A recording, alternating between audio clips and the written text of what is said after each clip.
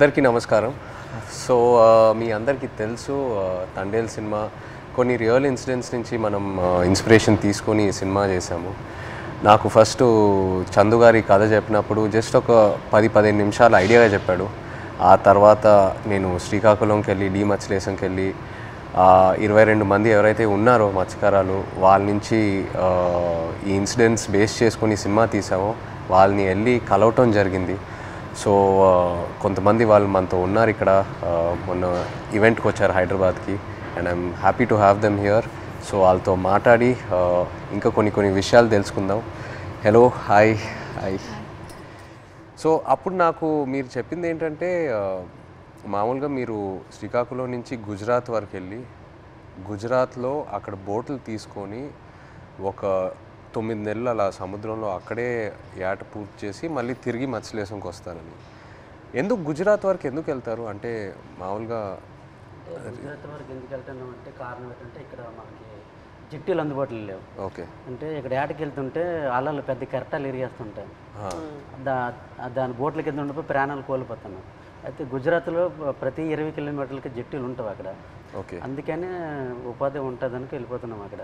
Okay okay జీవనోపాధి okay కష్టపడ్డానికి వెళ్ళిపోతున్నాం. So మీరు ఒకసారి అక్కడికి వెళ్ళాక ఒక నెల రోజులు సముద్రంలోనే ఉంటారా? ఒకసారి బోట్ తీసుకున్న తర్వాత నెల రోజులు సముద్రంలోనే ఉంటారు? నెల రోజులు ఉంటాం. లేకపోతే మీకు కంప్లీట్గా బోట్ డెక్ ఫుల్ అయిన తర్వాత తిరిగి వస్తారా? అది సముద్రంలో ఏటకి వెళ్తాం. చేపలు ఎక్కి పట్టిందంటే 20 రోజులకు వచ్చేస్తుంటాం. అంటే ఐస్ అంటారు కదా, ఐస్ అయిపోయిందంటే వచ్చేస్తాం. ఓకే. చేపలు ఎక్కువ దొరికితే ముందు వచ్చేస్తాం, దొరకలేదంటే అక్కడక్కడ పట్టుకుంటూ నెంబర్లు కొట్టుకుంటూ ఎత్తుకుంటూ పట్టుకుంటాం. కొద్దిగా లేట్ అవుతుంది. చేపలు దొరికేవంటే హ్యాంగ్ వచ్చేస్తుంది జట్టికి. Okay okay okay. అండ్ మీరు అక్కడ సముద్రంలో ఉన్నప్పుడు సెల్ ఫోన్ కనెక్షను, ఇంటితో మాట్లాడాలనుకున్నా, పిల్లలతో మాట్లాడాలనుకున్నా అలాంటి అవదు, ఏ కనెక్షన్ ఉండదు? అవదు. దగ్గరలో అవద్దు. అంటే గుజరాత్ వేరే వాళ్ళు ఉంది కదా పోలీసు దగ్గర, దాని నెంబర్ కొడతాం. ఒక 200 కిలోమీటర్లు ఉందనుకో, ఆ స్టీరింగ్ పట్టుకుంటూ వస్తాం. దగ్గరలో ఒక 20-30 కిలోమీటర్లు టవర్ వస్తుంది మాకు. అప్పుడు పైన స్లాబ్ మీదకి వెళ్ళడం, చూడడం, టవర్ రావడం, మాట్లాడడం, ఒక్కొక్కసారి కట్ అయిపోద్ది, 2 ముక్కలు మాట్లాడడం, మళ్ళీ చేయడం, అలా ప్రయత్నిస్తుంటాం. అలాగా. ఓకే. బాగున్నారా? చాలా బాధ. పిల్లలు బాగుంటారా, ఎలా ఉన్నారు, అందరూ బాగుంటారా, అమ్మ నాన్న అన్నాడు. అట్లా ఉన్నప్పుడు అంటే ఎక్కడో చిన్న ఫీలింగ్ తట్టి ఉంటారు. తుఫాన్ అంటారు సడన్గా గుజరాత్కి. ఇలాగా టీవీలో చూస్తాం కదా, గుజరాత్కి తుఫాన్ ఉందని వస్తారు. తుఫాన్ ఎలాగుంటారు, ఎక్కడ ఏడ్ చేస్తారు అనేసి అనుకునేలోపు వీరు అక్కడ ఏది అందుబాటులో ఏ జట్టు ఉంటుంది, గోవా అవని మంగళూరు అవని ఏదో అవని, అక్కడికి వెళ్ళడము. అక్కడ బోట్ యాంకర్ అంటారు కదా, అదేసి అక్కడ ఉంటారనమాట జట్టి. అప్పుడు మాకు కాల్ చేస్తారు. అప్పుడు మాకు ధైర్యంగా ఉంటుంది, ఆ జట్టికి వస్తారు తుఫాను దొరకకంట అనేసి మాకు ధైర్యం ఉంటుంది అనమాట. చూస్తూనే ఉంటారు ఎప్పుడు వస్తారు తుఫాన్ కదా గుజరాత్లో, ఎలా ఉంటారు, ఎప్పుడు జట్టికి వస్తారని చూస్తాం. వీళ్ళు ఫోన్ రావాలి, అమ్మాయ్యా వస్తారు అనే ఫీలింగ్ అనేది ఉంటుంది. సో మీరు ఫోన్ పక్కనే పెట్టుకుంటారా? ఫోన్ అయితే పక్కనే ఉంటుంది. తుఫాన్లు అయినప్పుడు అయితే కరెక్ట్గా వచ్చినప్పుడు ఫోన్ అయితే ఇంట్లోనే ఉంటుంది, ఎప్పుడు ఫోన్ చేస్తారో తెలియదు కదా. అదే ఏట్లో ఉన్నప్పుడు నార్మల్ టైం, తుఫాన్ లేని టైంలో ఏట్లో ఉంటారు కదా, 30 డేస్ అయ్యగల ఇంక కాల్ వస్తుంది, పక్కన పెట్టుకోండి. కాల్ 30 డేస్ కానీ 1 డే అవతలైనా ఇంకా టెన్షన్ అనమాట, ఎందుకు రాలేదు, ఏమైంది అని. సో టెన్షన్ అనేది వచ్చేస్తుంది అనమాట. ఒక్కొక్కసారి అయితే ఎమోషనల్ అయిపోతాం. మన సినిమాలో కూడా సాంగ్ మోంటాజెస్లో ఉంది కదా, the calendar where you'd keep. So ఆ 30 డేస్ అక్కడి నుంచే ఆ చిన్న ఆ మూమెంట్ తీసుకున్నాం మీరు చెప్పిన దాన్ని బట్టి. అంటే మన ఫిల్మ్లో కూడా ఒక సీక్వెన్స్ ఎలా పెట్టాం, ఎన్ని రోజులు అయిపోయిన తర్వాత ఎలా కొంచెం చేతులు ఉణుగుతున్నాయో తెలుసా అని. సో ఒకవేళ 30 రోజుల్లో ఫోన్ రాకపోతే అంటే అక్కడ వాళ్ళని కాంటాక్ట్ చేయడానికి ఏదైనా మీకు ఎమర్జెన్సీలా ఏదైనా నంబర్ ఉందా? ఏమీ లేదు, ఏముండదు. సేట్తో మాట్లాడాలని, సేట్లు ఉంటారు కదా వీళ్ళకి బోటుకి సంబంధించి, వాళ్ళతో మాట్లాడి వాళ్ళ భాష మనకు తెలియదు, వాళ్ళ భాష తెలియదు కాబట్టి వాళ్ళకి మనం ఫోన్ చేయలేము. ఆ భాష వచ్చినంటే మన దగ్గర ఉంటారు. ఆ భాష వచ్చిన వాళ్ళందరూ గుజరాత్లో ఉంటారు కదా, జెంట్స్ మొత్తం గుజరాత్లో ఉంటారు. ఓన్లీ లేడీస్ ఇక్కడ ఏదో కూలి పని చేసుకొని చేపలు పట్టుకొని వెళ్ళి అమ్ముకోవడం, కానీ ఇక్కడ మా లేడీస్ ఉంటాం అంతే. మాకు ఇది తప్పించి వేరే వృత్తి అయితే రాదు, చేపల వృత్తి. ఎప్పుడైనా ఇంత ఒక దేశానికి తెలిసిపోయింది ఇలాగా 22 మంది మత్స్యకారులు దొరికిపోయారని. కానీ మళ్ళీ మేము అదే గుజరాత్కి వెళ్తాను వేట చేయడానికి, తప్పదా, మాకు అదే ఉపాధి అంతే.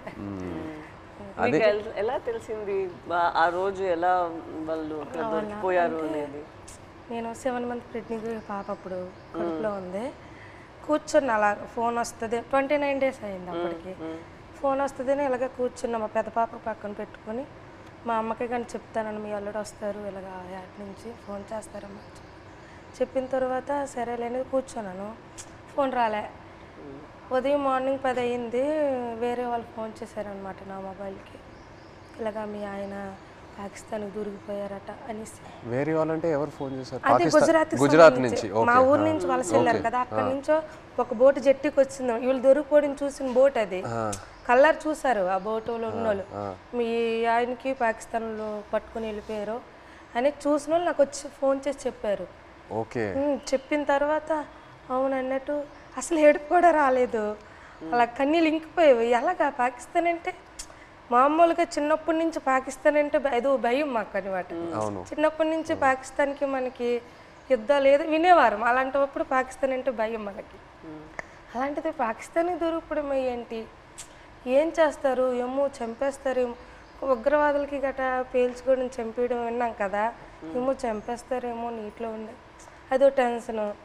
అలాగా కూర్చొని అందరం ఫ్యామిలీ మొత్తం ఏ ఊర్లో వాళ్ళకి సంబంధించిన వాళ్ళు, మా ఊర్లో అయితే 7 ఉన్నారు మా పంచాయతీలో సంబంధించిన 7 మా దగ్గర కూర్చొని ఏమైంది అనేసి అంటే, ఒక అబ్బాయి భాష వచ్చింది, గుజరాతీ భాష ఆడిన అబ్బాయికి మేము వీళ్ళు సేట్ ఉంటారు రామారావు వాళ్ళ సేట్, వాళ్ళ సేటుకి ఫోన్ చేయించాం. అడగండి ఒకసారి ఏమైంది ఆ సీట్కి అంటే, వాళ్ళు ఫోన్ చేసి అడిగారనమాట ఏమైంది, ఆ పాకిస్తాన్ వాళ్ళు పట్టుకెళ్ళిపోయారంట, ఏమైంది సేట్ అని అడిగితే అతనేమో మా పట్టుకుని వెళ్ళిపోయారు నీటిలో ఉంచారని చెప్పారు. ఇంకా మాకైతే ఎలాగ వస్తారు అనేసి, ఎలాగ ఆలోచించాలి, ఎక్కడికి వెళ్ళాలి, ఎలాగ తీసుకురావాలి అనేసి ఒక ఎమోషనల్ అయితే మామూలు కాదు.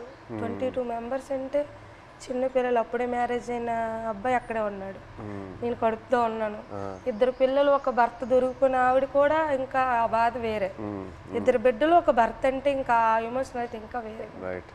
అందరం ఇంకా అంతే ఏం చేయాలని ఆలోచనతో ఓ 1 month వరకు అలా ఉన్నాం. ఇలాగా న్యూస్ వచ్చి ఇలాగా ప్రసారం చేయడము, మీడియా కొంచెం హెల్ప్ చేసింది. Okay okay. మీరు ఆ పాకిస్తాన్లో ఇంతకుముందు వేరే ఎవరైనా ఇలా పాకిస్తాన్ సైడ్కి వెళ్ళి వాళ్ళు పట్టుకోవటం జరిగిందా, లేకపోతే ఫస్ట్ టైం అయినా ఇలా జరగటం? Okay okay. ఇప్పుడు కూడా ఉన్నారు అక్కడ? ఇప్పుడు ఉన్నారో తెలియదు కానీ మీరు అప్పుడు ఉన్నప్పుడు అక్కడ మీరు వెళ్ళి ముందే అరెస్ట్ అయ్యి ముందే ఉన్నారు అక్కడ. తీసుకెళ్ళేటప్పటికి మేము ఏడుస్తున్నాం అక్కడ, ఏడుస్తుంటే వాళ్ళు మాకు బుద్ధిరిస్తుంటారు, పళ్ళకోయండి అదేటి ఇదేటని. వాళ్ళు అన్నారు మాకే 2 సంవత్సరాలు అయింది మేము వెళ్ళట్లేదు అని మరి కొద్దిగా ఏడ్చేస్తున్నాము మేము. వాళ్ళు 1.5 సంవత్సరాలు ఒక్కొక్కరు ఒక్కొక్క కారణం, అంటే ఆధార్ కార్డులు పేర్లు రాంగు, ఒక్కొక్క పేరు అంటే ఒక బోట్లో 9 మంది ఉంటారు, వాళ్ళకి ఏదో అర్జెంట్ పని నుండి వెళ్ళిపోతారు వాళ్ళు, అంటే టిక్ పాస్లో పేరు ఉండాలి. ఎవరు కలాసి వచ్చారనుకో ఆ టిక్ పాస్ ఆఫీస్కి వెళ్ళి పేరు రప్పించుకోవాలి, పలానా రామారావు పలానా రాంబాబు అని. అది ఎవరు వెళ్ళిపోతే వాళ్ళ పేరు ఏం చెప్పేశాడు అక్కడ. మన ఇండియా నుండి హై కమిషనర్ వచ్చేటప్పుడు కొన్ని పేర్లు రాంగ్ చెప్పేస్తారు అలా, దానివల్ల ఆయన ఉండిపోయారంట అక్కడ. ఆయన చెప్పడం మరికొద్దిగా ఏడుపు వచ్చింది మాకు, చాలా బాధ అనిపించింది. ఆ నైట్ భోజనం కూడా మానేసాం, మెల్లిగా అలాగ రోజులు గడిచిన కొద్ది అలాగ ఇదైంది. అక్కడ జైల్లో అంటే మీరు ఏం చేసేవాళ్ళు రోజు? ఏదైనా ఫ్రీడమ్ ఇచ్చేవాళ్ళా లేకపోతే సెల్లోనే ఉండేవారా? ఏం చేసేవాళ్ళు? అంటే తెల్లారితే వచ్చేవారు కానిస్టేబుల్ పోలీస్ పాకిస్తాన్, లేపి మొక్కలకి నీళ్ళ గంట పోసేవాళ్ళం. ఓకే. తర్వాత గడ్డి గంట తెంపేవాళ్ళం, గడ్డి. తర్వాత గార్డెనింగ్ అని వాళ్ళు పాకిస్తాన్ ఖైదీలతో నీళ్ళు జల్లిస్తారు, వాళ్ళు జల్లిసి కర్రకి గోనెకి చుట్టేసి అలాగా అలికినట్టుగా కలాపేసినట్టు చేపిస్తారు. మాకు నీళ్ళు మోయమంటారు మాకు. ఓకే. ఆ నీళ్ళు మోస్తాం 1-2 గంటల పని ఉంటుంది, మళ్ళీ లోపల తీసుకెళ్ళి తాళాలు వేసేస్తారు. ఇప్పుడు మీరు ఒకవేళ ఇంట్లో వాళ్ళతో మాట్లాడాలంటే ఉత్తరాల వైపే మీకు కమ్యూనికేషనా లేకపోతే సెల్ ఫోన్తో? ఫోన్ ఏం లేదు, ఓన్లీ ఉత్తరాల వైపే. అండ్ అది పంపించడానికి ఎంతసేపు పట్టేది? మీరు ఒకసారి రాసిన తర్వాత ఉత్తరం రాసిన తర్వాత వెళ్ళి మత్స్యలేశం చేరడానికి ఎంత టైం పట్టేది? అంటే మేము దొరికిన తర్వాత వాళ్ళు ఇండియా వాళ్ళు ఉన్నారు దాంట్లో, ఉత్తరాలు కూడా మేము అదే నెల 2 నెలలకి ఒక్కొక్కసారి లేట్ అయితే 3 నెలలు కూడా వస్తుందని చెప్పారు. మేము కూడా లెటర్లో రాసాం ఇలా అనుకోండి అంటే అట్లా ఏట పూర్తి అయిపోయింది, అదే రోజు తెల్లారిసరికి వచ్చేలాంటి టైంకి అనుకోకుండా దొరికిపోయాం, ఇలా జరిగింది. ఒక పక్క బాధగున్నా లోపల దిగమింగుకొని మీరు శుభ్రంగా ఉండండి అని వాళ్ళకి చెప్పాం. అప్పుడు ఇప్పుడు ప్రెగ్నెంట్ అప్పుడు అవును అదే ఏట రావాలనుకుంటాను ఊరి నేను ఇంకా వచ్చి రావాలనుకుంటా ఇంకా దొరికిపోయింది. లెటర్లో మాకు జాగ్రత్త చెప్తూ వాళ్ళ పైన ఆవేదన కూడా మాకు కనిపించింది లెటర్. జాగ్రత్తగా ఉండండి, ఇక్కడ మాకేం పర్వాలేదు కానీ వెళ్ళి పోరాటం చేయండి. అంటే అక్కడ ఏంటంటే జాగ్రత్తగా ఉండండి, వెళ్ళి పోరాటం చేయమంటే మాకు ధైర్యం చెప్తూ వాళ్ళకి బయటికి తీసుకురావడానికి పోరాటం చేయండి నేను ఒక ఆవేదన కనిపించేది మాకైతే. ప్రెగ్నెన్సీ కదా అయినా సరే ధైర్యం చేసి వెళ్ళేదాన్ని, ఎక్కడ పొలిటీషియన్ మీటింగ్లు ఉన్నా సరే వెళ్ళేది. ఏమో సింపతి ఉంటుందేమో, అరే ప్రెగ్నెన్సీ కదా లేడీ కదా పాపం వాళ్ళ హస్బెండ్ దొరికిపోయారు అనేసి ఒక సింపతి ఉంటుందని ధైర్యం చేసి వెళ్ళిపోయేదాన్ని. ఓహో మీరు వెళ్ళిపోయారు. నేను వెళ్ళిపోయేదాన్ని, తను ఆల్ ద పొలిటికల్ అన్ని దగ్గరికి వెళ్ళిపోయేదాన్ని. అందరూ మీ హస్బెండా కడుపుతో ఉన్నావా అయ్యో పాపం అనేవారు. ఏమో సింపతి ఉంటుంది కదా సార్, అంటే వీళ్ళకి అక్కడికి తీసుకెళ్దాం ఢిల్లీ వరకైనా తీసుకెళ్దాం అంటే సింపతి ఉంటుందేమో అనేసి నేను గర్భవతితో ఉన్నప్పుడు కూడా వెళ్ళేదాన్ని. 9 months వరకు నేను డెలివరీ ముందు వరకు కూడా నేను పోరాటం చేశాను వాళ్ళు రావాలని. సో మీరు అక్కడ ఆంధ్రాలో తిరిగారు ఇలా పొలిటికల్ మీటింగ్స్ ఏదైనా ఉంటే, ఆ తర్వాత గుజరాత్ వరకు కూడా వెళ్ళారు కదా? ఢిల్లీ వరకు వెళ్ళారు. గుజరాత్కి వెళ్ళా స్టేట్ దగ్గర ఢిల్లీ వరకు వెళ్ళారు. స్టేట్లకి ఫోన్ల వరకే, గుజరాత్ వెళ్ళలేదు. డెలివరీ అయిపోయిన తర్వాత 20 days పాపకి 20 days పాపకి ఇంటి దగ్గర వదిలేసి దాన్ని ఢిల్లీ వెళ్ళాం. ఢిల్లీ వెళ్ళిన తర్వాత అంటే అందరూ అనేవారు, ఇతను కూడా లెటర్లో రాశారు ఢిల్లీ వెళ్ళండి, ఢిల్లీ వెళ్తే మనకి వచ్చే అవకాశాలు ఉన్నాయని ఇతను లెటర్లో రాసేవారు అనమాట రామారావు గారు. సరేలే ఢిల్లీ కొంచెం అది పేద పరిస్థితి కదా సార్, ఢిల్లీ అంటే మాకు తెలియదు, భాష తెలియదు, ఎలాగెళ్ళాలో తెలియదు. అలాగ ఉన్నప్పుడు కొంతమంది అదే పొలిటీషియన్ వచ్చి ఇలాగ రండి అక్కడ మీకు పని జరుగుతుంది ఏం అవ్వదు గైడ్ చేయడానికి ఒక అతను వచ్చి వెళ్ళండి అంటే సరేలే ఇంత పోరాటం చేస్తే ఇదే చేయలేము అనేసి ధైర్యం చేసి వెళ్ళాం ఢిల్లీ. ఢిల్లీ వెళ్ళిన తర్వాత అక్కడే ఢిల్లీ వెళ్ళిన తర్వాత వీళ్ళు బయటకు వచ్చారు. అంతవరకు ఆ 14 నెలలు అక్కడే ఉన్నారు. అతను అంబాసిడర్తో అక్కడ అంబాసిడర్తో మాట్లాడడం కానీ ఉన్నారనడం కానీ. మెయిన్ మాకు బాధ కలిగించింది ఏంటంటే పుల్వామా దాడి. ఆ దాడి ఇలాగ మార్నింగ్ ఇలాగ టీవీ వేసాను, ఇలాగ మన ఇండియన్ ఆర్మీకి ఇలాగ ఉగ్రవాదులు చంపేశారు, ఆత్మహత్య దాడి అయిందని తర్వాత అవునా ఎందుకు అనేసి వీళ్ళకి ఏం చేస్తారని ఇదో బాధ. మళ్ళీ అక్కడ మరి ఇండియన్స్ ఉన్నారు కదా సార్, ఏం చేస్తారని బాధలు ఉన్నప్పటికీ లెటర్స్ ఆగిపోయి 3 months. వచ్చిన లెటర్స్ బాగానే వచ్చి పుల్వామా దాడికి ముందు లెటర్స్ కంటిన్యూ అయ్యాయి. మేము పంపించింది అతనికి వెళ్ళేది, అతను పంపించింది మాకు వచ్చేది. కానీ పుల్వామా దాడి తర్వాత స్టాప్ అయిపోయింది. 3 months వరకు ఒక్క లెటర్ రాలే. ఇంకా మాకు ఇంకా టెన్షన్ ఇంకా ఎక్కువైపోయింది, అదో బాధ అనేసి ఇలాగా మరి ఇంకా లేదు ఉండొద్దు ఎక్కడ ఢిల్లీ వెళ్ళిపోతాం అనుకుని అందరం 22 women అందరూ ఇంకా లేదు పదండి అనేసి 22 మంది వెళ్ళిపోదాం లేదు ఇంత మా ఓన్ డబ్బులు అనుకుని పదండి అనేసి ముందు అడిగేస్తాం అంతే. ముందు అడిగేసుకుని వెళ్ళిపోయాం అంతే.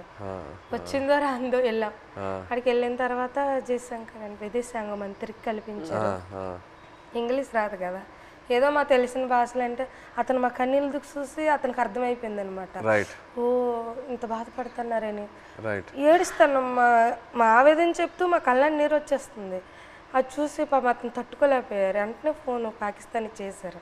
మన ఇండియా అంబాసిడర్ చేసిన తర్వాత పర్లేదు ఉన్నారు ఇలాగొస్తారు అని చెప్పారు. జనవరి కల్లా వచ్చేస్తారు అన్నారు. మా దగ్గర చెప్పారు జనవరి కల్లా వచ్చేస్తారు, రాకపోతే మీకే పాకిస్తాన్ నేను తీసుకెళ్తాను, నేను భరోసా ఇస్తానని మాట ఇచ్చిన తర్వాత అప్పుడు ఇంకా హ్యాపీ అంతే.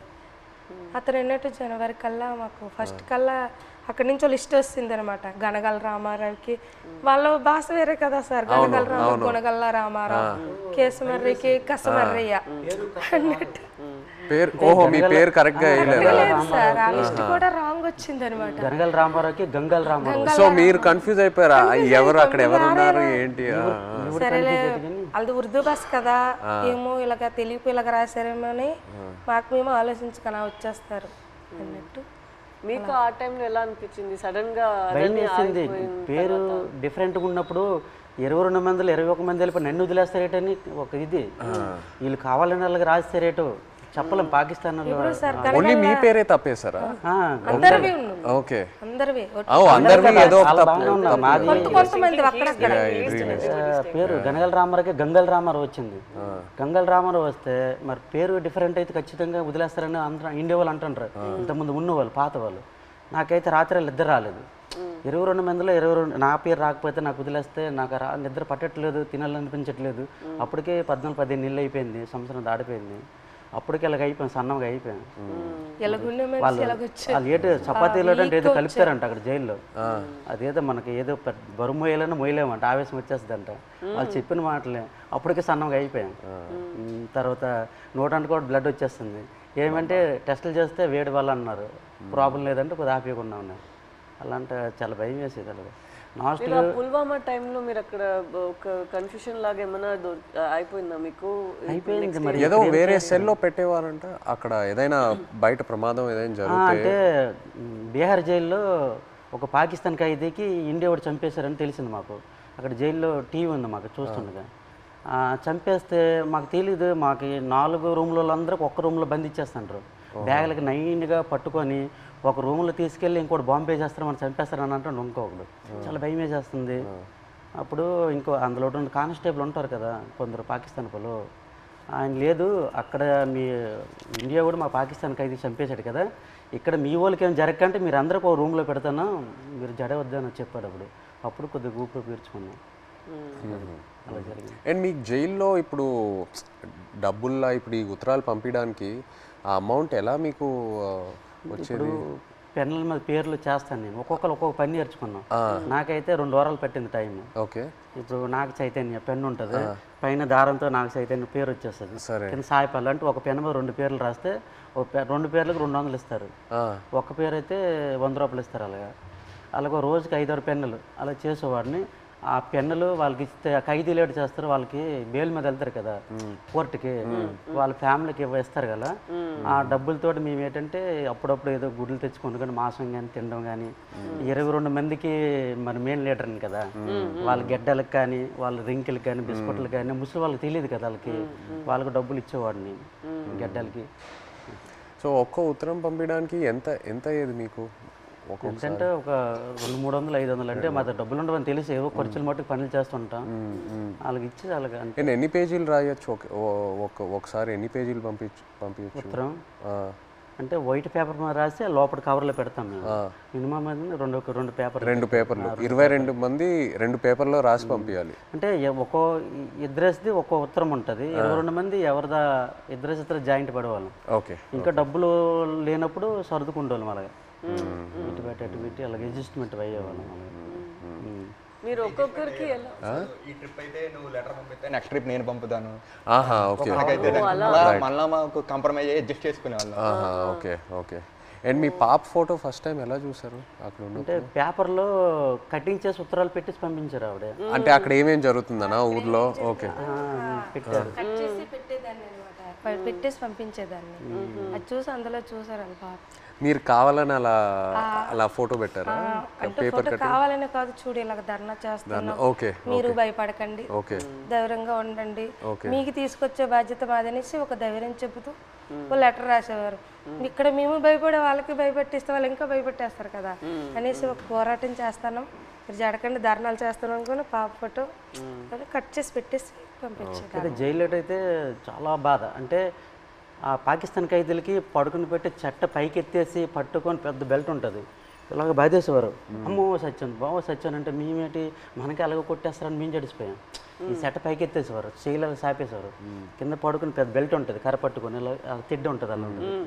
ఆ బెల్ట్లో అలా కొడుతూ అమ్మో సత్యం 10 దెబ్బలు అంటే అలాంటివి.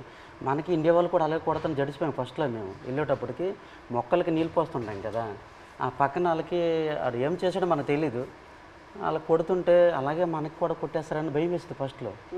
వాళ్ళు అన్నారు మీకు ఇలాగ కొట్టరు, మీరు ఇంకా ఒకసారి 2 సార్లు తప్పులు చేస్తే మీకు కొడతారు. తప్పులు అంటే జైల్లో కానీ మా 22 మందిలో కానీ, ఇంకా గుజరాత్లో ఉన్నారు ఇండియా వాళ్ళు కదా, ఏ బాత్రూమ్ దగ్గర కానీ బట్టలు ఉతుక్కున్నప్పుడు కానీ మనలో మనం కొట్టుకుంటే ఒకసారి కుదిరేసి రెండోసారికి గడికి ఒక మనిషి 3 తప్పులు చేస్తే మీకు కూడా అలాగే పడుతుంది అంటే అప్పటి నుంచి గొడవలు కూడా అదే బాత్రూమ్ దగ్గర అలాగే అడ్జస్ట్మెంట్ అయిపోవాలి మేము. అలాగే అలా కొట్టేస్తారు రిటర్న్. మీరు ఒక్కొక్కరికి ఎలా సమాధానం చెప్తారు అక్కడ ఎన్ని రోజులు ఉన్నప్పుడు? ఎలా మీరు సమాధానం ఏంటి, తిట్టేవారు కూడా 22 మంది ఉన్నాం, నీ వాళ్ళని ఇలా ఇలా జరిగింది, మా డ్రైవర్లు కూడా నీ వెంట వచ్చారు. అంటే ఇంతకుముందు ఇతనికి యాట్లో గనగల రామారావు పాకిస్తాన్ వైపు ఎక్కి యాడ్ చేసేవారు, బోర్డర్ దగ్గరలో ఇతని వల్లే దొరికిపోయారు అనేసి ఒక బ్యాడ్ నేమ్ మీద వస్తుంది ఇతనికి. ఇతను అది దృష్టిలో పెట్టుకుని భోజనం సరిగ్గా చేసేవారు కదట అక్కడ. పెళ్ళి అవును కుర్రోలు కూడా ఉన్నారు కదా, నాకు పెళ్ళి అవ్వకుండా కూడా మీరు చేస్తారు, నేనిండా మేము దొరికిపోయాం అని అనేవారు. ఒక్కొక్క బాధలో ఉండేది. తప్పదు మరి, జరిగిపోయింది చాలా బాధ. బట్ ఇప్పుడు వాళ్ళందరూ బయట వచ్చేసారు, పిల్లలు కూడా చేసుకుంటారు. భయంలో ఉన్నప్పుడు అలాగే సడన్ గా మనం మాట్లాడతామా అనుకోలేదే అని మాట్లాడేస్తాం. మీరు గుజరాత్ సేట్ దగ్గరికి వెళ్ళి ఆయనతో మాట్లాడటం ఐడియా రాలేదా? అంటే సేట్ దగ్గరికి వెళ్తే ఆ డబ్బు ఆ విషయం భాష రాదు కదా, సో దానివల్ల మీరు కొంచెం ప్రెగ్నెన్సీ డెలివరీ టైం కదా సార్, అతను లేరు, మనకి కొంచెం ఇబ్బందిగా ఉందనేసి నేను అతను సేటికి ఫోన్ చేశాను సార్. అక్కడికి చేసిన తర్వాత ఇలాగ అంటే భాష వచ్చిన వాళ్ళతో మాట్లాడించాను, ఇలాగ చెప్పండి డెలివరీ టైం ఉంది కదా, అతనికి ఏమైనా అమౌంట్ నేను వెయ్యను అంటే కొంచెం కోపంగా మాట్లాడేవారు వాళ్ళు. నేను వెయ్యను, పట్టించుకోలేదు వాళ్ళు. మాకు కూడా 2 బోట్లు దొరికిపోయాయి కదా, నేను ఎందుకు మీకు వేయాలన్నట్టు మాట్లాడేవారు. ఇప్పుడు మీరు ఇలా ఒక పరిస్థితి రాలేదంటే కూడా మీకు చాలా కష్టాలు వస్తూనే ఉంటాయి కదా, మీకు రోజు రోజులకి ఇలా మీరు చెప్పినట్టు ఎలా తుఫాన్ వస్తుంది ఇదన్నీ మీరు చూస్తూనే ఉండాలి కదా. తుఫాన్ వచ్చింది అక్కడ చేస్తుండగా తుఫాన్ వచ్చింది, తర్వాత యాంటీ అని వైర్లెస్ మాకు పిడికి పడ్డా తిరిగిపోయింది, చాలా ఇబ్బంది పడ్డాం. తర్వాత బోటు మొత్తం నీరు అయిపోయింది, చాలా ఎదుర్కొన్నాం అన్నీ. ఒక్కొక్కసారి బోట్లు మునిగిపోతున్న టైంలో పక్కన బోట్ వచ్చి మనుషులకు కాపాడేవారు, బోట్ మాత్రం మునిగిపోయేది. కానీ అక్కడ పక్కన బోట్ లేకపోతే ప్రాణాలు కూడా కోల్పోతారు. అలాంటి పరిస్థితి ఇదని వాళ్ళు చెప్పినప్పుడు మీరు మీ ఆయన దగ్గర అడగలేదా, మీరు ఎందుకు ఈ పని చేస్తున్నారు, మాతోనే ఉండండి, ఇక్కడే ఏమైనా పని చేయండి, మీరు అట్లేం అడగలేదా? లేదు మేడం, అలాంటి ఉపాధి అక్కడ లేదు, మా సైడ్ లేదు. అక్కడికి వెళ్తేనే మాకు మేము అంటే ఇక్కడ రూపాయి ఇస్తే అక్కడ 2 రూపాయలు లేదు. ఇక్కడ నెలనూలే లైక్ ల్యాండ్ ఇట్ సెల్ఫ్ వేరే ఏమైనా ఒక పని మనం చేసుకోవాలి కదా, ఇంత రిస్కీగా ఎందుకు? చాలా మంది డిగ్రీ ఇవన్నీ చదువుకుని ఉన్నారు చాలా మంది, కానీ జాబులు రావట్లేదు. మంచిగా ఎస్టీ జాబితాలో ఏదో చేరిస్తే మాకు జాబులు వస్తామని అంటారు, కానీ చదువుకున్న జాబులు రావట్లేదు. అందుకే ఎక్కువ వలసలు వెళ్ళిపోతారు. చాలామంది చదువుకున్న వాళ్ళు కూడా వెళ్ళిపోతుంటారు, వీళ్ళ అబ్బాయి కూడా చదువుకుంటారు. చాలామంది డిగ్రీలు ఇంటర్లు చదువుకున్న జాబులు రాక వెళ్ళిపోతుంటారు. మా మధ్యకి ఎస్టీ జాబితాలో చేరిస్తేనే ఆ జాబులు వస్తావంటే దానికోసం ప్రయత్నిస్తాను, కానీ ఎవరు సరిగ్గా పట్టించుకోవట్లేదు. ఎందుకు మాకు జాబులు రావట్లేదు అర్థం కావట్లేదు. సో మీరు శ్రీకాకుళం నుంచి లెటర్స్ పంపిద్దాం అనుకున్నారు కదా పాకిస్తాన్కి, అప్పుడు జైల్లో ఉన్నప్పుడు. అప్పుడు ఇక్కడి నుంచి లెటర్లు పంపించడానికి ఏదైనా ఇబ్బంది ఉండిందా? ఇబ్బంది ఉంది. ఇక్కడ నుంచి లెటర్స్ అంటే వాళ్ళు అడ్రస్ రాశారనమాట, ఇలా పంపించండి, టు అడ్రస్ ఫ్రమ్ అడ్రస్ అన్నట్టు ఉంటుంది, ఇలా పంపించండి అని రాశారు. అలాగే మేము పోస్ట్ ఆఫీస్కి వెళ్ళి ఇలాగ రాస్తే పాకిస్తాన్ రాస్తే వాళ్ళు చదివారు, పాకిస్తాన్ ఏంటి, పాకిస్తాన్కి మీకేం సంబంధం, మీరు పాకిస్తాన్కి లెటర్ వేయడం ఏంటి, ఇలాగ అడిగేవారు అనమాట. చాలా ఇబ్బంది పెట్టేశారు. 2-3 డేస్ వాళ్ళకి ఇలాగే ఇబ్బంది పెట్టేస్తే మేము ఈ స్టోరీ మొత్తం చెప్పిన తర్వాత వాళ్ళు అప్పుడు ఒప్పుకున్నారు. తర్వాత మేము ఏదో పాకిస్తాన్ నుంచి వచ్చినట్టు, వీళ్ళు పాకిస్తాన్ వాళ్ళు, మీరే ఈడమేటి పాకిస్తాన్ అనేసి వాళ్ళ క్వశ్చన్లు అడిగేవారు. చాలా ఇబ్బంది పెట్టేశారు. తర్వాత ఈ స్టోరీ మొత్తం చెప్పిన తర్వాత అప్పుడు నమ్మారు. అంతే. మీ ఫ్యామిలీ ఎవరు చెప్పలేదా మీకు ఇలా సేపలు పట్టుకున్న వాళ్ళని పెళ్లి చేసుకోకూడదు, ఇలాగే ఉంటుంది మీకు, ఇదన్నీ ఎందుకు, లేదంటే ఎందుకు లవ్లో పడుతున్నారు మీరు ఇలా రిస్కీ లైఫ్లో ఉన్న వాళ్ళతో, అలా ఏమి ఎవరు చెప్పలేదా? ఏదండి అదే మీరు ఎవరు చెప్పలేదా? అమ్మ నాన్న వాళ్ళు ఎవరు లేదు, ఇక్కడ ఉన్న వాళ్ళే చెప్పినా అవి లవ్లో ఉంటాం కదా, అవి కనిపించదు అనమాట.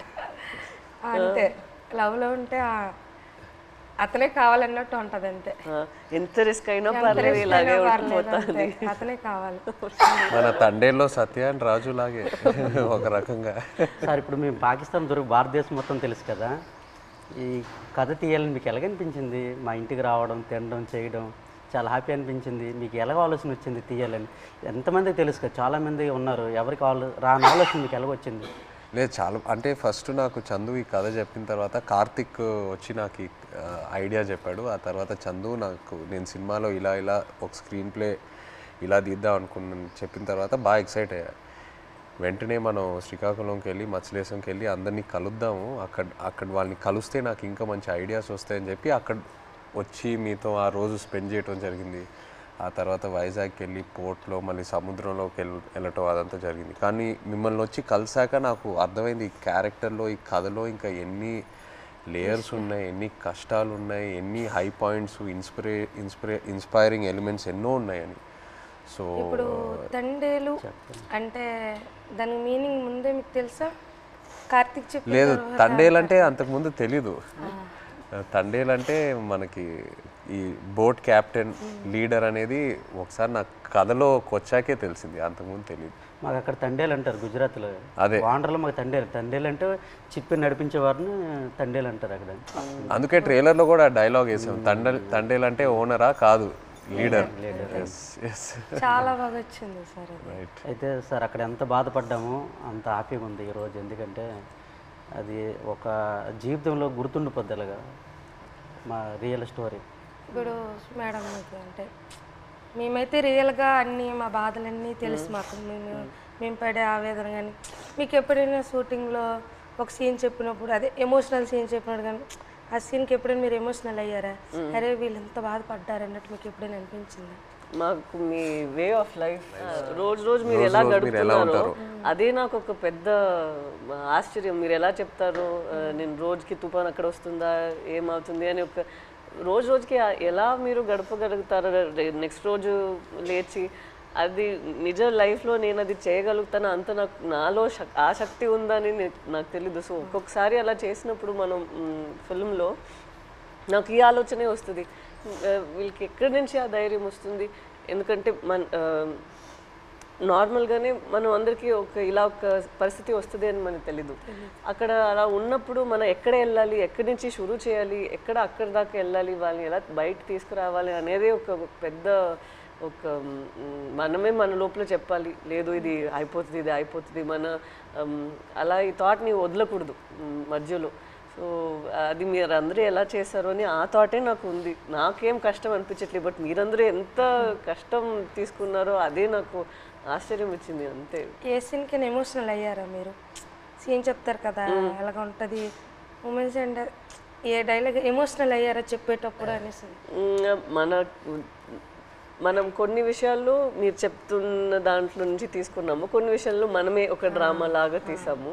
సో ఆ డ్రామాలో ఎక్కడ నేను లేని సీన్స్ కొన్ని ఉన్నాయా, అక్కడ నాకు చాలా బాధ అనిపించింది. నా సీన్స్ ఏముందో అది వేరొక డ్రామాలో వెళ్తుంది, బట్ నిజంగానే ఒక రోజుకి ఎలా వాళ్ళు ఏం జీవిస్తున్నారో కొన్ని క్యారెక్టర్స్ ఉన్నారు, వాళ్ళకి జరిగిన పని వాళ్ళు చెప్తున్న మాటలన్నీ విన్నప్పుడు నాకు అప్పుడు బాధ అనిపించింది. నాది కన్నా వాళ్ళది నేను విని చాలా బాధపడ్డాను. మీరు ఢిల్లీ వెళ్ళటం ఆ ఎపిసోడ్స్ మీరు నాకు శ్రీకాకుళంలో చెప్పినప్పుడు బాగా ఎమోషనల్గా అనిపించినాయి. మీరు ఢిల్లీకి వెళ్ళి ఎలా పోరాడారో అక్కడ. అండ్ అది కాకుండా ఇంకోటి నాకు చెప్పారు, సముద్రంలో ఉన్నప్పుడు ఒక పెద్ద షిప్ వచ్చి మీది ఒక చిన్న బోట్ అలా కొట్టుకొని అలా వెళ్ళిపోయింది కదా, అది చెప్పినప్పుడు నాకు నిజంగా చాలా ఆశ్చర్యంగా అనిపించింది. కొట్టుకొని పోయి అసలు ఆగలేదు కదా, కొట్టుకొని అలా వెళ్ళిపోయారు కదా. పెద్దది కదా. అందరూ like one community, so United. And I think మీలో ఉన్న శక్తి మీరందరూ కలిసి ఒకేలాగా ఉన్నారు కదా, లైక్ వన్ ఫ్యామిలీ, ఒక ఫ్యామిలీ అర్థమైంది. బట్ మీరు అందరి ఒకే ఫ్యామిలీ కదా, సో ఒక్కరికి ఇది జరిగిందంటే అందరికి అది జరిగినట్టే. ఏ ఫ్యామిలీకి అలా జరగకూడదు. మా ఫ్యామిలీలో ఒకేసారి దొరికిపోవడం అంటే చాలా బాధాకర విషయం. నేను డ్రైవర్ మెయిన్ తండ్రి కనుక అలా ఆయనకి బోట్ ఆఫ్ చెప్పినట్టు మా బావగారు, తర్వాత మా ఎర్రీకి బామ్మరిదే అంటే అన్నయ్య, నేను బోట్ ఆఫ్ చెప్పాను. ఈ బోట్ ఆఫ్ చెప్పిన ఓనర్లంతా నా వెనక పంపించారు. ఈ రామారావు ఎక్కి చేపలు పడతాడు, ఈ నేతను వెనకెతలు వెళ్ళండి చేపలు ఎక్కి దొరికితే అనుకుని నాకు వెనకాల పంపించడం, దొరికిపోవడం చాలా బాధాకరమైన విషయం. ఇలా జరుగుతాను అనుకోలేదు. సో లాస్ట్ క్వశ్చన్ అంటే తండేల్ 2 ఉందా? మీరు ఆ రోజు ఈవెంట్లో ఏదో జోక్ వేశారు కదా, చెప్పండి. ఇంకోసారి పాకిస్తాన్కి దొరకాలి, అప్పుడు స్టోరీ రాస్తాండి. అంటే ఒక కోరిక తండేల్ 2 ఉంటే ఖచ్చితంగా ఒక తమ్ముడుగా యాక్టింగ్ చేయాలని కోరిక. Okay right. కోరిక మటుకు నెరవేర్చాలి. అయితే పాకిస్తాన్కి దొరకడం దొరకవు ఈసారి. మీరు ఇంకా ఢిల్లీ అంతా వెళ్ళరా? తిరిగే శక్తి బోల్డ్ కథ ఉంది. ఇంకా అక్కడ వచ్చేసరికి ఇంకా ఇక్కడ ట్రావెల్ పడ్డాం. రైటర్ ఒక సంవత్సరం పాటు మేము వెనకాల ట్రావెల్, ప్రతిదీ తిన్నా ఏం చేశారు ఏమిటి అనేది ఒక సంవత్సరం పాటు ఫోన్ కాల్. అదే ఇక్కడ పాకిస్తాన్ వచ్చేసరికి ఇక్కడ అప్పటికి 7 సంవత్సరాలు అవుతుంది. ఇప్పుడు చాలా ఉన్నాయి కదా, ఇంకా ఇక్కడ తండేల్ 2లో కూడా ఇంకా బోల్డ్ కథ ఉంటుంది. కానీ ఈసారి ఫైట్ చేయాలంటున్నారు కదా మీరు వెళ్ళి అక్కడ నుండి ఇక్కడికి వచ్చేసరికి నేనేం చేశాను ఇంకా బోల్డ్ అని ఇంకా స్టోరీ ఉంది.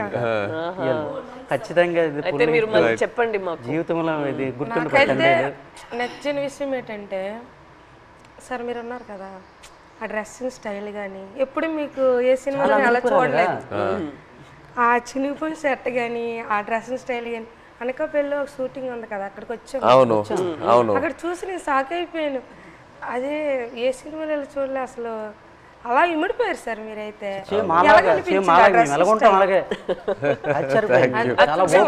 అదే నేను చెప్తున్నా కదా, మిమ్మల్ని వచ్చి అప్పుడు కలిసి మీతో టైం స్పెండ్ చేశాకే నాకు ఆ క్లారిటీ వచ్చింది. ఓకే మనం ఇలా క్యారెక్టర్ని ఇలా డిజైన్ చేయాలని. సో లాగా సేమ్ బనీలతోటి ఆ ఎండలోటి ఇవన్నీ చాలా కష్టపడ్డారు. చాలా యాంకర్ పట్టుకొని ఉన్నారు కదా ఫస్ట్ పోస్టర్, టెంట్ పట్టుకొని.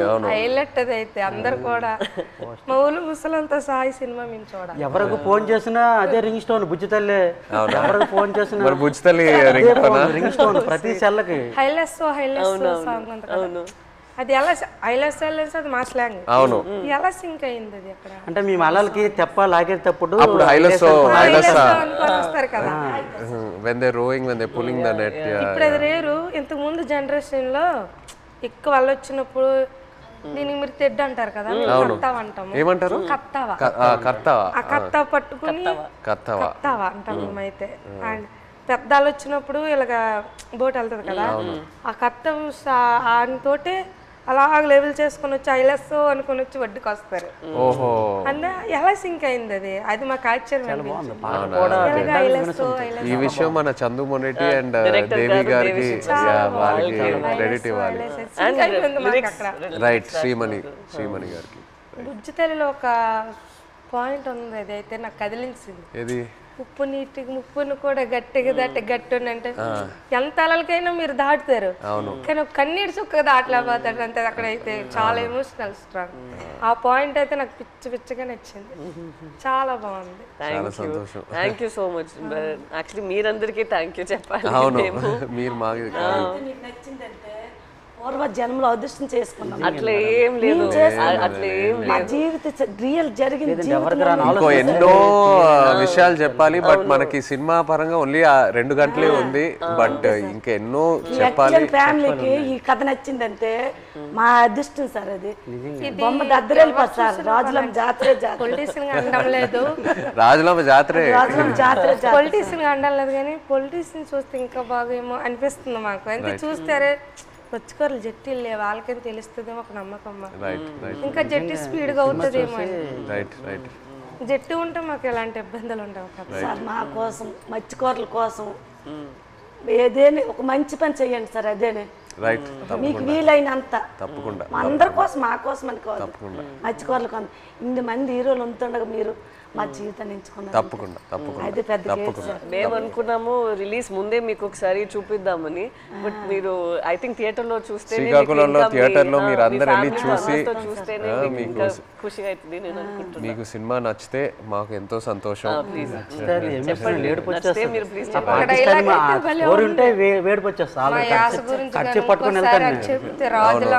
అది మిమ్మల్ని మైండ్ లో పెట్టుకొని చేస్తాం. అవునా? జరిగింది. ఇప్పుడు మేము చేపలు సార్, మా యాస వేరే ఉంటుంది. వాళ్ళు అక్కడ ఉంటుందిరా అనడానికి అక్కడ ఉంటుందిరా అనేసి మా భాష వేరే ఉంటుంది. ఒక సిటీ వెళ్ళామనుకో మా భాష విని అరే చేపలు వాళ్ళరా అంటారు. కొంతమంది మీ చేపలు ఇలా అంటారు, కొంతమంది అంటే అంటారు అనడానికి మాకు అలాగ రాదు. వేరే మత్స్యకారుల స్లాంగ్ వేరే వేరే ఉంటాయి.